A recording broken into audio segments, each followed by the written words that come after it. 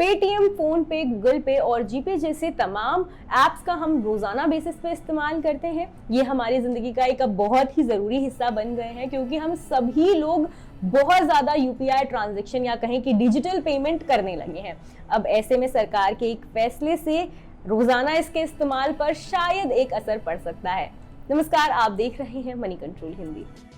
दरअसल digital transaction को बढ़ावा देने के लिए केंद्र सरकार की योजना अब उसके लिए कमाई का जरिया बन सकती है।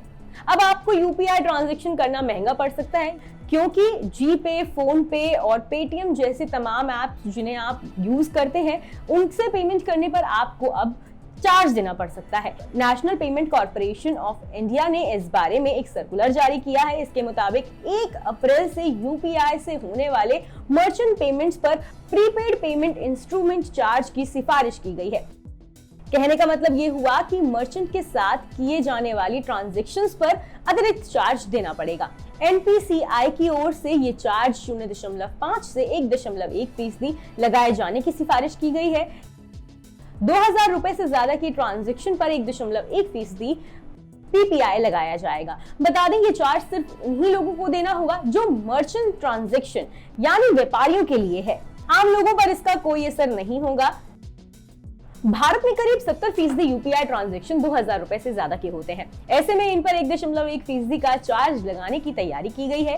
National payment corporation of India ने कहा है कि 1 अप्रैल से ये फीस लागू करने के बाद 30 सितंबर से पहले इसकी समीक्षा की जाएगी। बता दें कि नेशनल पेमेंट कॉर्पोरेशन ने अलग अलग सेक्टर्स के लिए अलग अलग इंटरचेंज फीस तय की है। एग्रीकल्चर और टेक्निकल सेक्टर के लिए सरचार्ज की दर कम रहने का अनुमान है। ऐसे में अब फोन पे, यूपीआई, गूगल पे, पेटीएम जैसे तमाम ट्रांजैक्शंस के लिए एक्स्ट्रा चार्ज देना पड़ सकता है।